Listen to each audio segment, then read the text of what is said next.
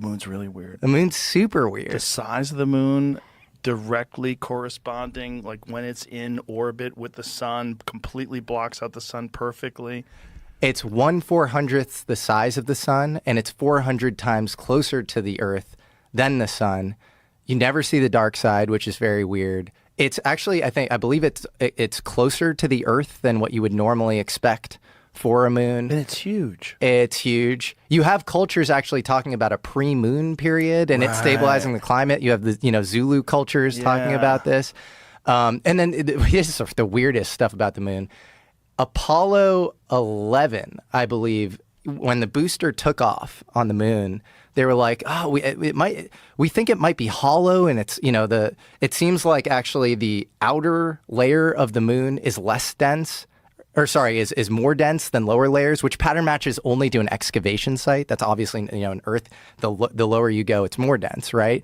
And so Apollo 12, they intentionally crashed the booster of the lunar vehicle onto the moon. They put seismometers there, and they said that it rang like a bell. This is all fact. You could look all this stuff.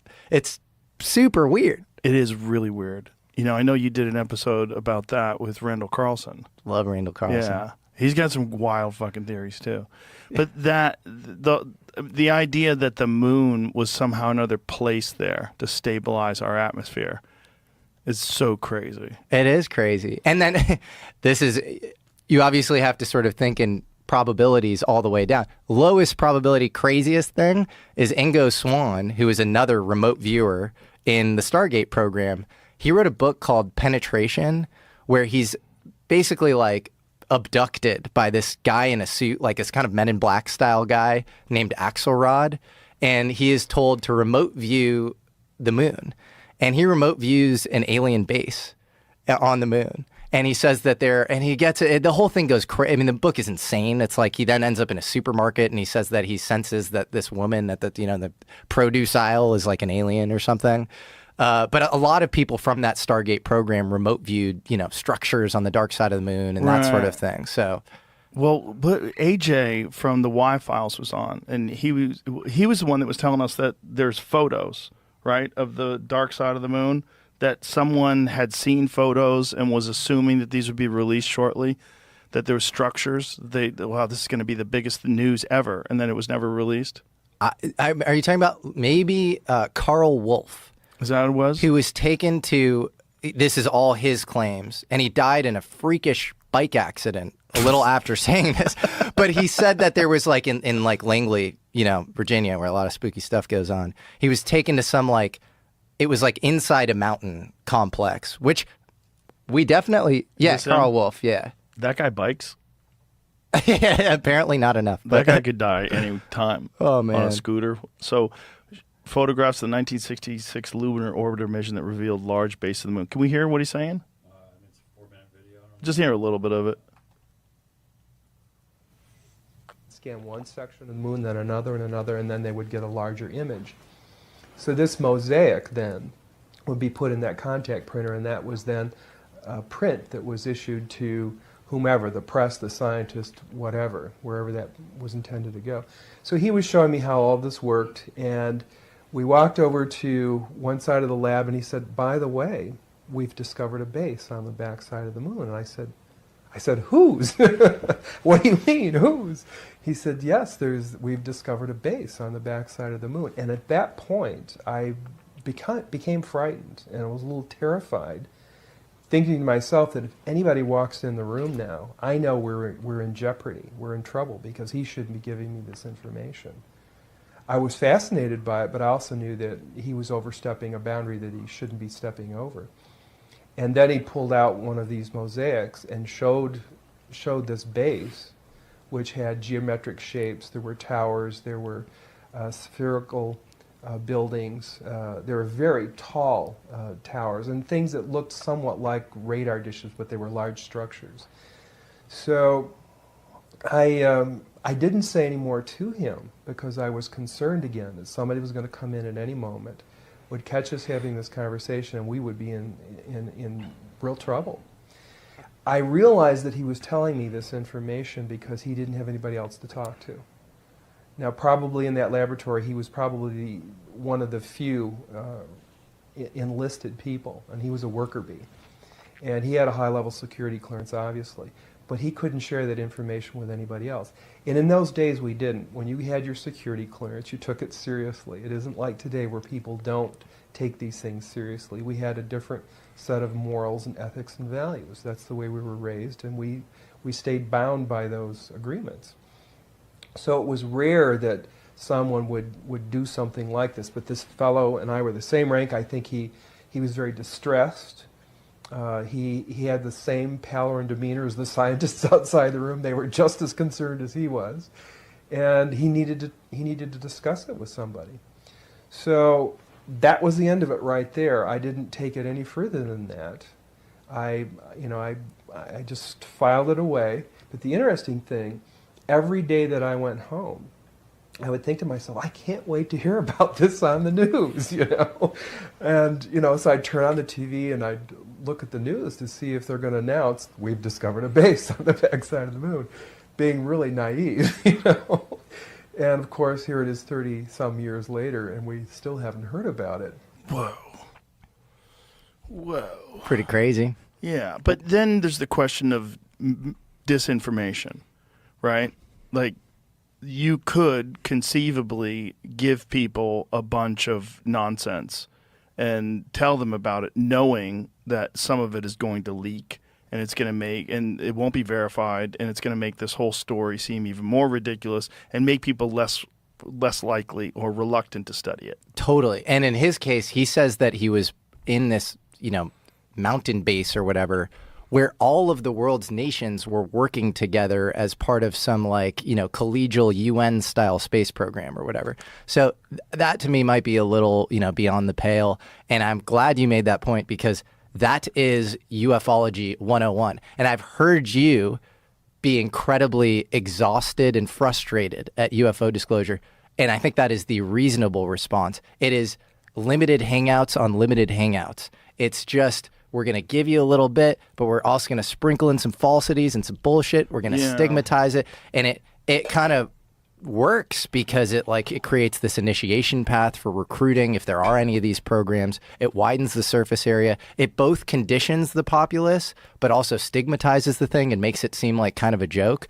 And so I think if you are not viewing modern disclosure through that kind of hermeneutic lens of interpretation, and you were just taking it, accepting it, imbibing it wholeheartedly, prima facie, I think you are in trouble. Yeah. The moon landing, you're not you believe in the moon landing, right? I used to believe in the moon landing. You don't anymore? I had a joke in my act about it, that before COVID, I would have told you vaccines the most important invention in human history. And after COVID, I'm like, I don't think we went to the moon. Yeah, I know that was in your, but you actually think that? I think there is a less than zero possibility that we did not go to the moon. Oh my gosh. I know. Why do you think we went to the moon? Because it's exactly what you just said about, well, there's a lot of reasons, but the main thing is what you just said about the Earth. The vastness of the conspiracy that would be required to fake that. It's so vast that it's a lot more incredible to believe that we faked it than to believe that we just went. And going to the moon, it's a massive achievement, but I think the greatest human achievement of all time. But even so, to fake it would be even more massive, because not only would you need all of these space agencies and all the different whatever people in American institutions to be colluding, but you'd also need foreign governments, including adversarial foreign governments, who at this point certainly would know we faked it, and for some reason haven't blown the lid on it. So they're letting us take this achievement that they know. Why haven't the Russians come out and said all those things you're saying are true? Right. I don't argue with any of the things you're saying. But one of the things that I think you have to consider was, if it's not possible for human beings to safely go through the Van Allen radiation belts and out into deep space without much protection and face the temperatures that are on the surface of the moon, which get up to 250 degrees and 250 degrees below zero in the shadows. There's no environment there. It's hostile beyond belief. Micrometeorites are flying into the moon all the time. They're flying through space all the time. We've never had a single biological organism go out into deep space, past the Van Allen radiation belts, and then come back to Earth and come back alive, except human beings during the Apollo missions. Every single space station mission, every single space shuttle mission, all of them are inside 350 miles from the Earth's surface. The only time human beings have ever been past that and through the Van Allen radiation belts was the Apollo missions. And we were the only humans that were ever able to do that. The Russians never figured out how to do it. No one else figured out how to do it but the Apollo astronauts. And we did it 7 times, 6 successfully from 1969 to 1972. If you said to me, do you think that they could fake the moon landing today? I would say no. I would say no. People are going to be able to track it. It's very easy. They have satellites. They're going to know everything. But in 1969, the technology was so crude that when they first showed the Apollo 11 landing, they didn't even show a direct feed to the networks. So like if you're on CBS News, you don't get a direct feed. What you do is you point a camera at a projection screen. So that's why the film looks so shitty. The camera is pointed to a projection screen where you see the astronauts jumping around on the moon. And you see this weird, grainy, third-generation image, right? And we did it, and we have never done it since. And we've always said we're going to do it, and no one's ever even come close. No one's ever even gone into deep space since 1972. We also haven't been trying. We haven't been trying. But we always talk about going back, including Herbert Walker Bush talked about going back, George W. talked about going back. They all talk about going back, but nobody ever gets anywhere. Well, I think that's because we lost the spirit and hunger for discovery. We didn't just lose that. We lost all the technology from the Saturn V rocket. They don't even have that anymore. In fact, they don't even have the original film. They erased all the original footage of the Apollo missions. So you just have copies of everything. You could develop the technology again. You can do all that. Sure you could. If you can get through the Van Allen radiation belts into deep space with human beings and have them safely come back. But I think what you're describing to me, all that does is highlight how incredible the achievement was. If they did it. Right, if they did it. But I don't. Well, here's the main point. There's no evidence, because saying that it was a hoax is an assertion of it's not you're not just denying an event, you're asserting a whole other event that you say happened instead. And there is evidence that we went to the moon. Now someone who's a skeptic might say it's not enough evidence or it's not good evidence. There's like evidence. There's eyewitness. There's people that went and came back and told us. There's footage. There's a lot. Okay. There is evidence. Okay. But there's no evidence of the hoax. Like no one has come and said, "Here's my affirmative evidence that this hoax happened." It's never happened, right, as far as I'm aware. Okay. No one's ever provided that evidence. I see what you're trying to say. The evidence that they went to the moon, there's a bunch, right? There's moon rocks. That's one. There's lunar reflectors that they placed on the moon. That's another. And there's a couple problems with those. First of all, the Soviets put laser reflectors on the moon as well. And also the moon itself, in many places where you shine lasers on it, it bounces back by itself. The reflective quality of the moon, the reason why the moon is so bright and white in the sky when the sun hits it, there's a certain amount of, you get a certain amount of bounce back off of different things with lasers. There's some photographs that are interesting. What was it? Was the India? What was the one where they got the most high resolution photos of the lander? I'm looking at Wikipedia right now of all third-party evidence of the Apollo mission. One of the things that's interesting is they gave a moon rock to, was it a prime minister of Holland? Is that what it was? Which one was the moon rock they gave that turned out to be petrified wood? So the Apollo astronauts gave a moon rock to some foreign dignitary, and it turned out to be a piece of petrified wood. They do have samples of moon rocks that came from the moon, but we also have those on Earth. And in fact, Werner von Braun in 1968, I believe, went to Antarctica. There's all these photographs of him in Antarctica. Antarctica is a great place to take moon rocks because Antarctica is just this gigantic sheet of white, and you can spot the meteorites in the ground. So this is the photo. I mean, this is from what? What is this from? What is the? So this is an Indian Space Research Organization's. I don't know how to say that word. Chandrayaan-2 orbiter captured images of NASA's Apollo 11 and 12 landing sites and lunar modules from 100-kilometer altitude. Apollo 12 image, astronaut boots tracks are still even visible. Due to the recent interest in another post I shared, decided to download to view the raw imagery. So that looks like there's some kind of thing on the moon. It's pretty good evidence. It is evidence that something's on the moon. It's not evidence that human beings went to the moon. See, we have things that are on the moon. We have things on Mars right now. Well, I think we have things that were, we'd shot things into space for sure. Yeah, but it's evidence. It's not proof in and of itself, but it is evidence. Listen, I'm not saying we didn't go to the moon. What I'm saying is the subject is complex. And it's not even a little complex. It's really complex. There's a documentary called The Funny Thing Happened on the Way to the Moon. This guy, Bart Sibrel, he's been obsessed. He was a guest on the show, too. Been obsessed about this his whole life and absolutely believes that we never went to the moon. And there's enough shit that you go, okay, if he's right about any of these things, it's weird.